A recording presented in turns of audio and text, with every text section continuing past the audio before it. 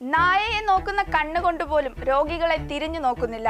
Thiruvananthapuram medical college ആശുപത്രിയിൽ ചികിത്സ നിഷേധിക്കപ്പെട്ട ഒരാൾ കൂടി മരണത്തിന് കീഴടങ്ങിയിരിക്കുന്നു. കൊല്ലം പന്മന സ്വദേശി വേണുവാണ് ആ ഹതഭാഗ്യൻ. ഈ അവസ്ഥ മുൻകൂട്ടി കണ്ടിട്ടാവണം അദ്ദേഹം അവസാനമായി സുഹൃത്തിനയച്ച ശബ്ദ സന്ദേശത്തിലെ വാക്കുകളാണ് ആദ്യം പറഞ്ഞത്. കേരളത്തിലെ പൊതുജനാരോഗ്യ സംവിധാനം തകർച്ചയുടെ വക്കിലാണെന്നതിന് ഇതിനേക്കാൾ വിലയേറിയ തെളിവ് വേണ്ട. ഞെട്ടിക്കുന്ന സത്യങ്ങളാണ് സമീപകാല സംഭവങ്ങൾ വിളിച്ചോതുന്നത്. സർക്കാർ ആശുപത്രികളെ ആശ്രയിക്കുന്ന സാധാരണ പൗരന്റെ ജീവന് ഭരണകൂടം എന്ത് വിലയാണ് കൽപ്പിക്കുന്നത് എന്ന ഗുരുതരമായ ചോദ്യമാണ് ഇതിലൂടെ ഉയരുന്നത്.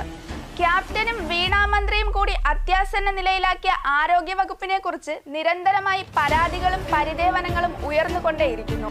വേണുവിന്റെ ദുരന്തത്തിന് കാരണമായ സിസ്റ്റം തകർച്ചയുടെ അടിസ്ഥാന പ്രശ്നം കുറച്ചു കാലം മുമ്പ് തുറന്നു കാട്ടിയത് അതേ മെഡിക്കൽ കോളേജിലെ യൂറോളജി വിഭാഗം മേധാവിയായ ഡോക്ടർ ഹാരിസ് ചിറക്കലാണ്.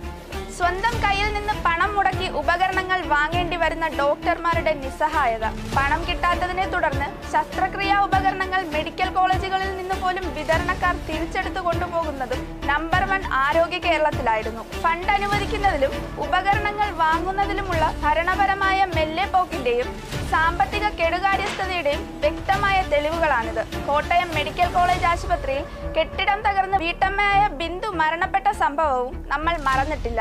ഒരു വശത്ത് ഉപകരണങ്ങളുടെ ക്ഷാമമെങ്കിൽ മറുവശത്ത് ജീവന് ഭീഷണിയാകുന്ന ജീർണിച്ച കെട്ടിടങ്ങൾ സാധാരണക്കാർക്ക് ദുരിതമാവുന്നു. ആരോഗ്യ സ്ഥാപനങ്ങളുടെ അടിസ്ഥാന സൗകര്യങ്ങൾ ഉറപ്പാക്കുന്നതിൽ ഭരണകൂടം കാണിക്കുന്ന അനാസ്ഥ വ്യക്തമാക്കുന്നതായിരുന്നു ബിന്ദുവിന്റെ മരണം. രോഗികളോടുള്ള നിഷേധാത്മകമായ സമീപനവും ഇതിനൊപ്പം ചേരുമ്പോൾ ഇത് സിസ്റ്റത്തിന്റെ മൊത്തത്തിലുള്ള തകർച്ചയായി മാറുന്നു. സാധാരണക്കാരന്റെ ജീവന് വില കൽപ്പിക്കാത്ത ഈ കെടുകാര്യസ്ഥത ചോദ്യം ചെയ്യപ്പെടേണ്ടതും തിരുത്തപ്പെടേണ്ടതുമാണ്. അതിനാലാണ് പ്രതിപക്ഷ നേതാവ് വി ഡി സതീശൻ ആരോഗ്യമന്ത്രിയുടെ രാജി ആവശ്യപ്പെടുന്നത്. അത് എത്രയും പെട്ടെന്നുണ്ടാകണം.